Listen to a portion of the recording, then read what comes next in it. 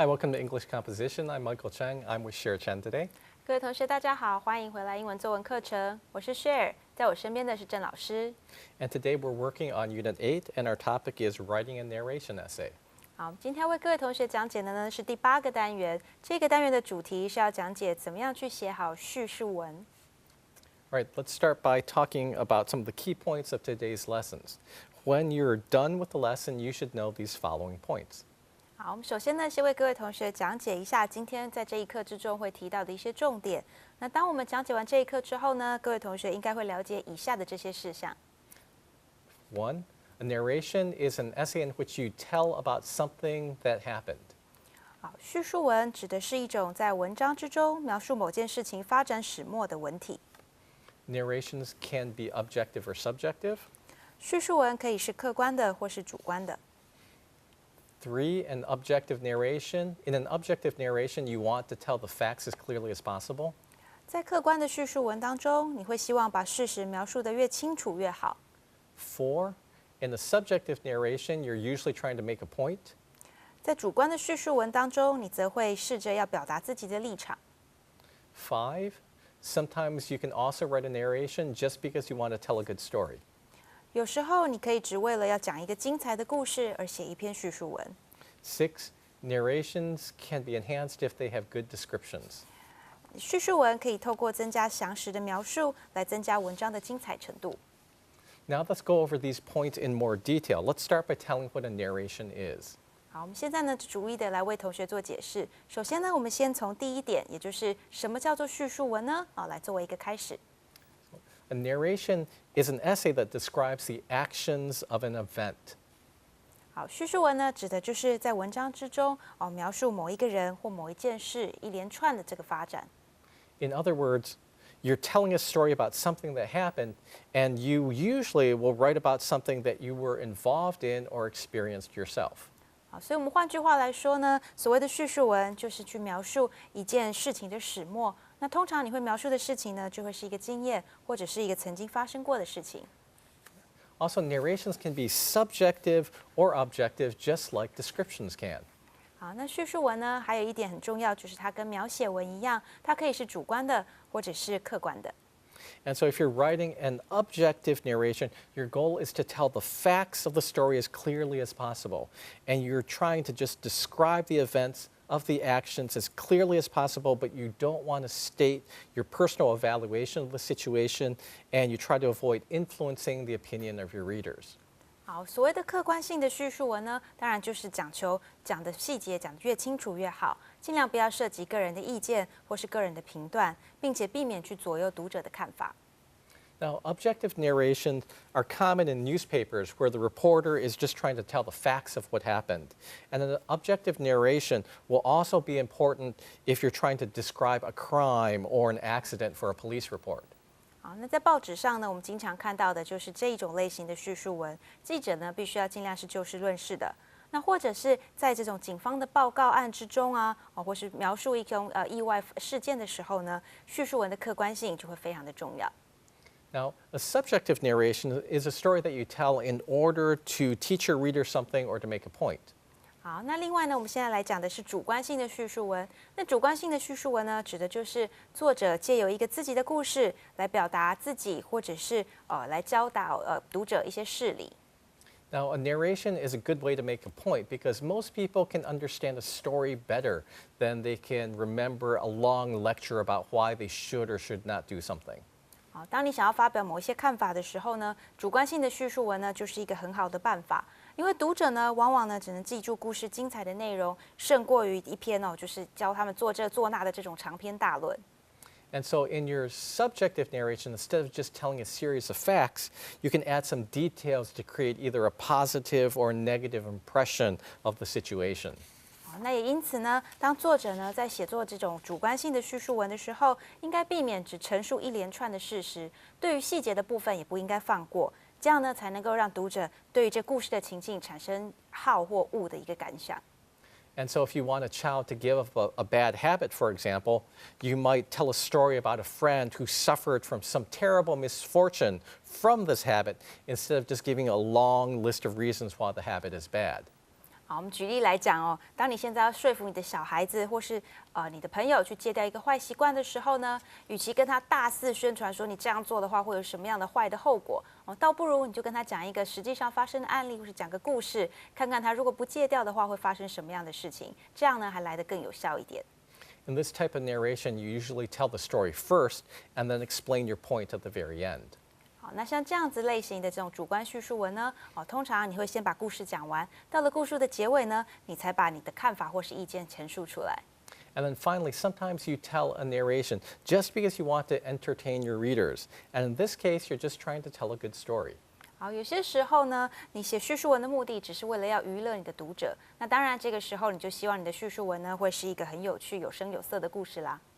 And when you tell this type of narration, usually you have some sort of conflict that you need to resolve as part of the story. 好，那像这种状况下呢，作者往往会在故事的一开始安排一些冲突，那这个在故事之中呢去解决它。 And so this kind of conflict can be a conflict with other characters, or it can also be a conflict that the character has within himself or herself. 好，那这种所谓的冲突呢，也有可能是主角跟其他的角色之间的斗争，或者呢，也有可能是主角自己内心的一个冲突。 Now, as you write about the events, keep the story moving along in a clear manner.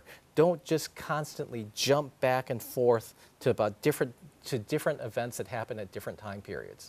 好，那在写作故事的时候呢，你的故事情节必须要是有条有理的你要避免呢让这个剧情啊，好像在不同的时间点上跳来跳去会搞混你的读者的。 Now, it's also important to have a clear setting for your narration so that your readers know when the story is taking place and where it's taking place. 好，那另外一件重要的事情呢，就是你这个故事要有一个很明显的场景，让你的读者明白这个故事发生的这个地点，还有它的时间。 And also try to write about characters that your audience can sympathize with, because no one wants to read about somebody that they don't like. 好，那通常你在设计这故事的主角的时候呢，尽量去设计一个容易引起读者共鸣的主角，因为呢，没有人会喜欢看一个讨人厌的角色的故事。 And also consider adding dialogue to your narration to give your readers insight to your characters' personalities, or to let your readers feel that they're closer to the action that's occurring. 好，那最后呢，在故事之中你也可以穿插一些角色之间的对话那像这样的对话呢，可以凸显这个角色的性格，那也会让读者感觉比较有趣一点。 Now, all types of narration can be enhanced by vivid descriptions. 好，那所有生动活泼的这种描述呢，都可以帮助你的叙述文变得更加有趣。 But don't try to describe everything in detail. Just concentrate on the features that will be important to the point that you're trying to make in your narration. 那但是各位同学要记得虽然我们说这些生动的描述会让你的叙述更有趣，但是千万呢不要过度的描述一些细节，这样呢会影响到你的故事发展的主轴。 So in summary, when you write a narration, set the scene clearly.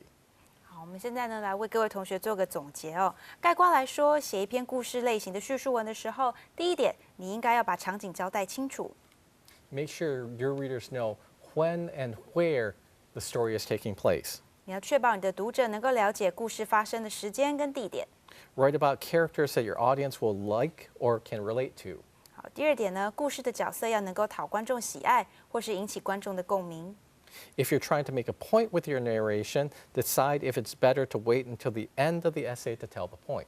好，假设你的故事呢是具有某一种目的地的，那你必须要思考一下，是不是等故事完结之后才将道理点出比较妥当。 Next, don't describe everything in detail, just describe the key or important information. 不用过分详细的去讲述每件事的细节，只有与故事重点相关的部分需要详细的描述。 And then finally, keep your narration moving in a clear order. Don't jump back and forth in time from the past and present. 好，最后呢，请记得要把你的叙述保持在一条清楚的理路上，不要从过去的时空突然跳到现在。 All right, let's take a break now. We'll be back with more English composition momentarily. 好，我们现在先休息一下，待会回来我们再为各位同学继续讲解。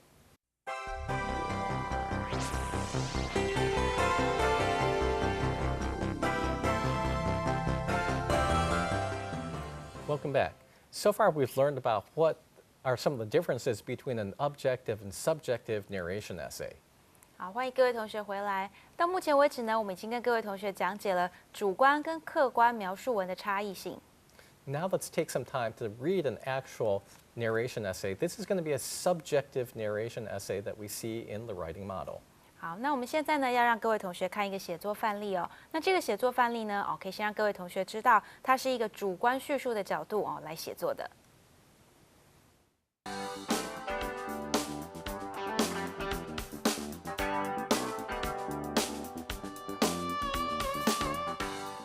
I think that everybody loves to travel. Well, maybe the actual traveling is not so much fun, but once you arrive at your destination, you can get ready for a new and wonderful experience. 我想每个人都喜欢旅行，也许旅行实际上没那么好玩，但是当你到达目的地的时候，你就能准备迎接一个崭新的精彩体验了。And this is the reason most people travel, to see or do something that is different from the experiences they have during their everyday lives. But can going on vacation totally change your life? 大多数人去旅行的原因是为了去看或者是去做一些不同于日常生活经验的事物。但是度假真的能够完全改变你的生活吗？ The best vacation that I ever had was when I went to Great Britain 3 years ago with my cousin Alex. 我最棒的经历的一个假期是3年前和我的表弟艾利克斯一起去英国。Alex is my aunt's son. He's 1 year younger than I am. When we were growing up, we lived very close to each other, so we used to play together all the time. 艾利克斯是我阿姨的儿子，他比我小1岁。我们小时候住得很近，所以我们以前都常玩在一起。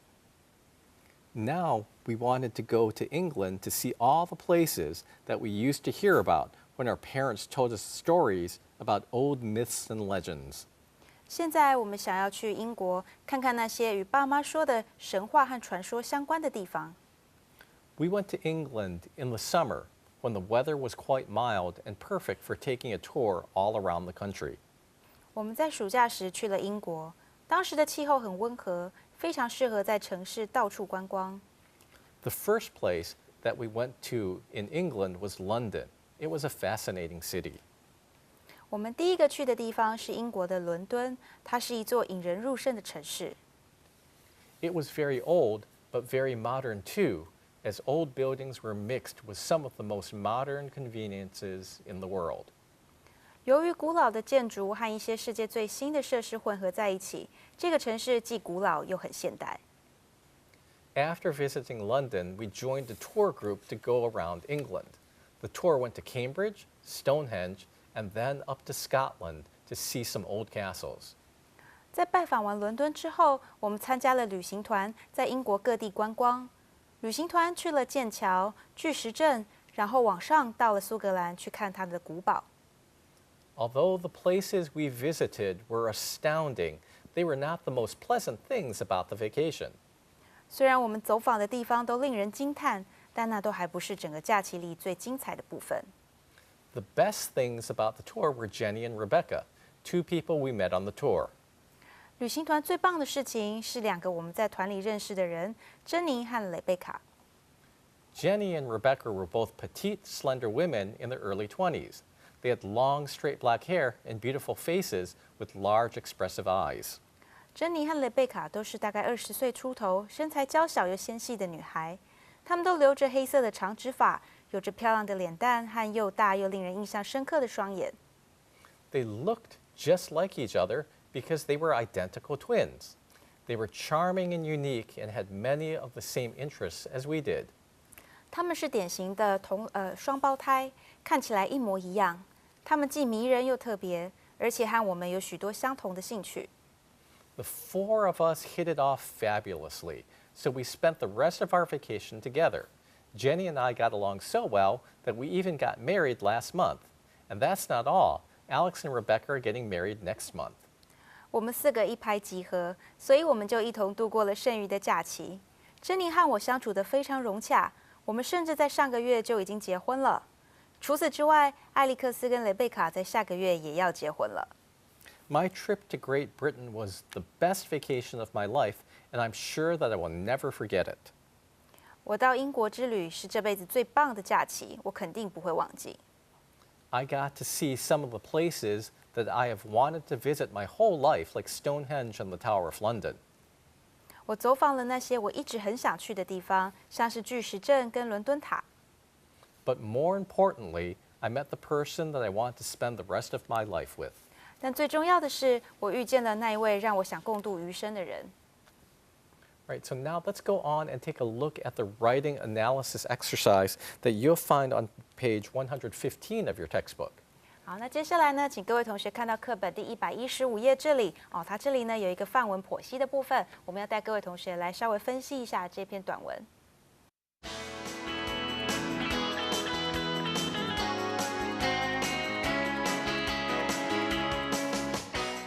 好，那各位同学现在手边如果有课本的话呢，可以看到115页的地方，上面呢在范文剖析这个单元里面列出了9个问题哦，可以帮助你呢把这篇文章再更清楚的做一个剖析跟一个分析哦。那最简单的呢，我们先大概了解一下，这是一篇这个主观性的叙述文哦，是没有问题的哦，是从这个读者这个写作者的角度呢，去描述他到英国的一段旅程。那他呢也试着去表达出说，其实去英国玩啊，虽然是他人生最棒的一段旅程，但并不是单单只是因为那里很好玩，而是因为呢他在那里发生了一件影响他人生重大的事情。哦，那他也借由这样子的方式呢，去陈述出来说，有一个非常特别的一个经验，那为什么他要去写作这样的一篇文章？哦，那他在这个段落呢，他在一开始的时候提出了一个问题，说，真的是度假可以改变你的生活吗？哦，那他也借着后面的故事呢，去告诉你说，的确是可以的。哦，那他把这个背景呢设定在英国，告诉你说，在过程之中发生哪些事情，让他的人生有了改变。好，那在这个写作剖析的部分呢，有一个题目问到说，那这篇文章是不是可以让你与主角的心境相连？哦，那这个问题呢是在这个写作剖析的第6题。Do you feel like you can relate to the main character？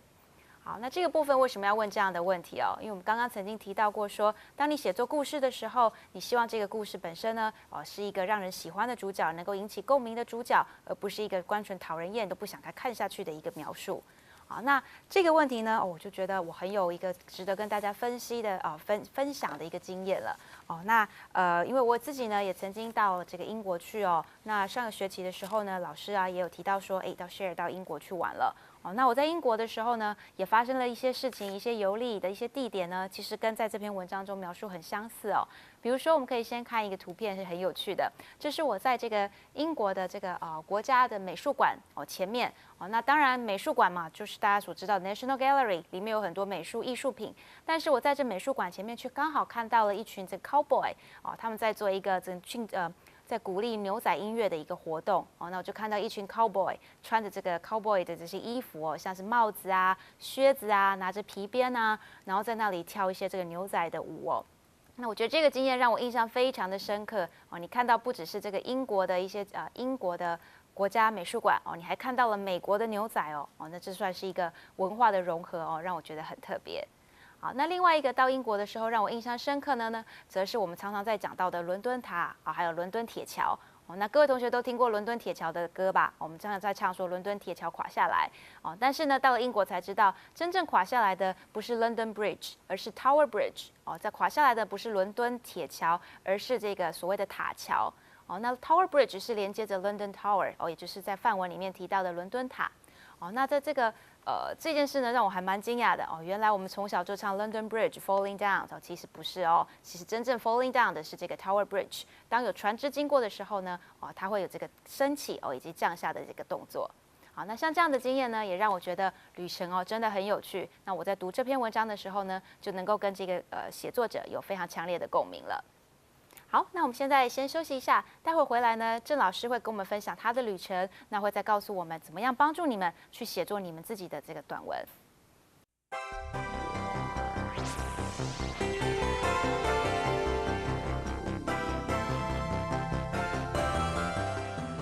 So what we're going to do now is help you to write your own essay.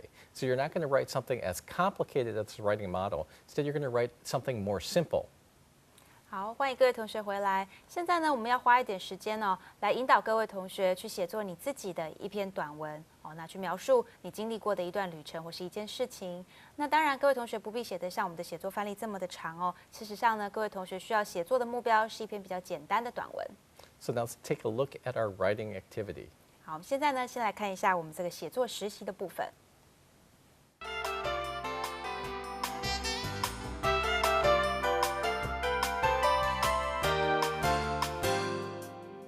So for our writing activity, we want you to write about a memorable vacation.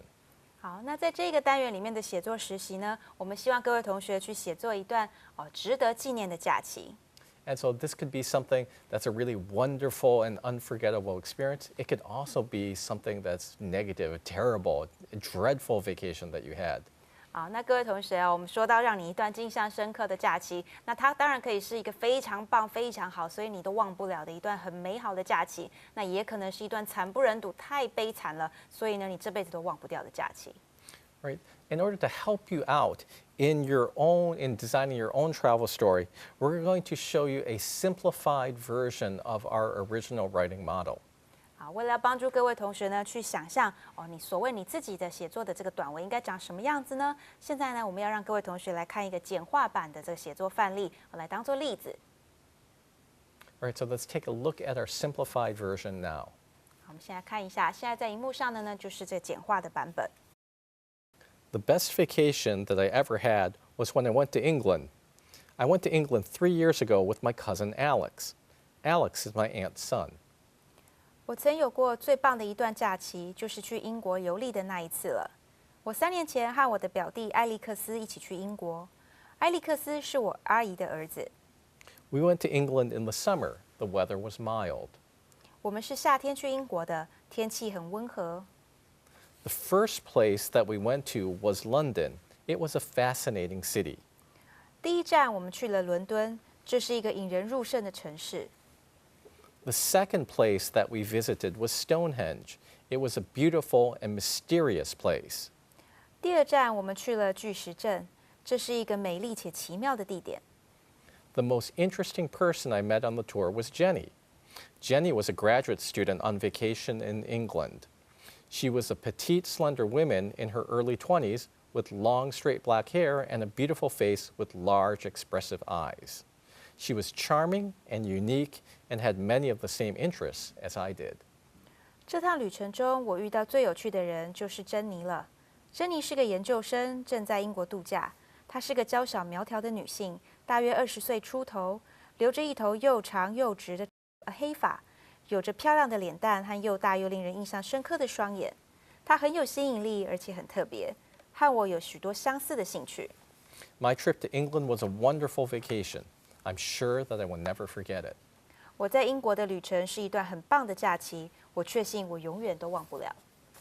And so you can see that in this paragraph, it starts with a topic sentence instead of an introductory paragraph.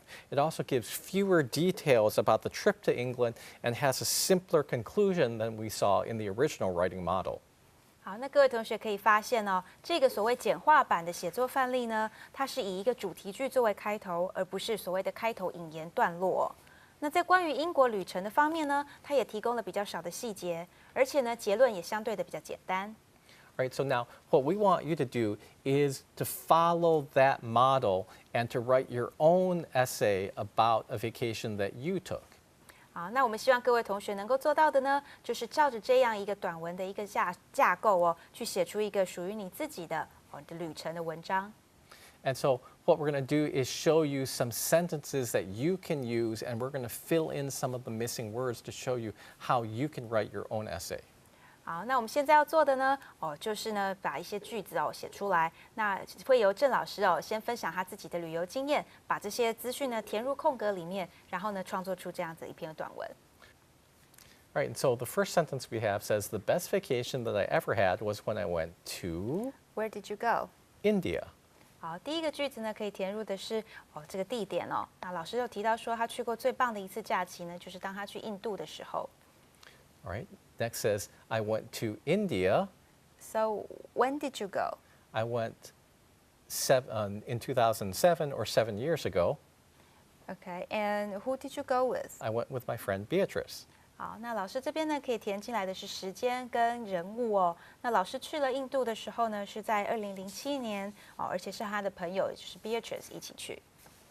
好，那这里我们就会想知道 Beatrice 跟老师的关系是什么呢？哦，那因此呢，我就会问到这个问题是 What is your relationship with the person?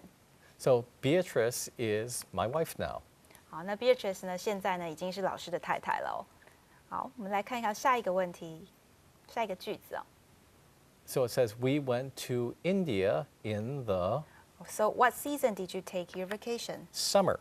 好，那这个地方呢，我们去填入来的是季节哦，就是再去强调这个时间的部分哦。那老师呢到印度的时间呢，哦是当时的夏天。那当时的天气是怎么样的呢？哦，那我们就接了下一个问题。So what was the weather like? The weather was hot and humid. 好，那当时的天气呢是非常炎热且潮湿的哦。那这个部分呢，同学可以回想一下刚刚的写作范例里面也有提到说，哦，当时英国的天气很温和哦。那像这里呢，我们也是照样一样画葫芦去提出一样的一些资讯。All right, if we look at the next sentence, it says the first place that we went to was So which place did you visit first? Chennai.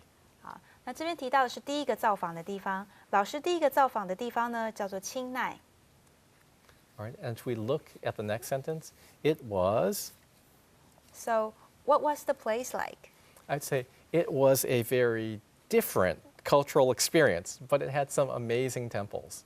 好，那这个地方呢，要描述说这个地点哦是怎么样子的。那老师提到说，这个地方可以让你经历一些很不一样的这种文化经验哦。当然啦，当地呢还是有一些非常漂亮、非常惊人的一些寺庙。All right, if we look next, we say the second place that we visited was, Which place did you visit second? the second place we visited was Mahabalipuram. 好，那第二个地方老师去的呢，哦，这名字很长哦。这个地方呢，我们中文翻译是叫做马马拉普拉姆。哦，那这是呢，跟这个清奈的位置哦，是距离大概60公里左右哦，是一个古老的城市。All right, as we look next, it says it was, So what was the place like? I'd say it was a breathtaking and amazing place full of ancient rock carvings. 好，那这个时候呢，老师就会提到说，这个地方啊，哦，是一个非常令人惊叹的地点哦。那它充满了一些古时候的雕刻。All right, and then our next sentence says, the most interesting person I met on the tour was, Who did you meet? and so actually I would say two people. I'd say Meg and Claire. 好，那老师呢在这里填入的是2个人哦。他在这段旅程中呢，认识最有趣的人呢是 Meg 跟 Claire 这2位人。All right, and so in our next sentence, we want to learn something about these people, and so I would write, they were English teachers from England and Italy who were speaking at the conference in Chennai. 好，那我们想要知道一下这2个人的一些背景资讯呢。那他其实呢，他们2位呢是这个英文老师，分别来自英国跟意大利哦。那他们也是到这个清奈呢来参加一场学术会议的。All right, so the next thing that we want to do is have a description of the person's appearance and also the person's personality. And so I could say they were both attractive and intelligent women who were fun-loving and full of life. 好，那接下来呢，我们要描述一下碰到为什么说这个人呢是这旅程中碰到最有趣的人哦。那描述他们的外表跟他们的个性。那他们的外表呢，老师说哦，他们看起来都非常的吸引人，而且非常聪明，而且他们的个性呢都是喜欢玩耍，而且是精力旺盛的。And then we can finish off by just writing, my trip to India was a wonderful vacation. 好，那到了结论的地方呢，老师说可以加入一些字哦，说我到印度的这段旅程呢是一段非常很棒的旅程。So now you have an idea of how you can write a simple essay about a vacation. And so do that for your homework. 好，那各位同学现在已经了解要怎么样去进行这个一篇短文的写作了，那就请照着这样的方式呢去完成你的作业。All right, thanks for joining us this week for English Composition. We'll be back in again in another week. 好，谢谢各位同学参与，下礼拜再见。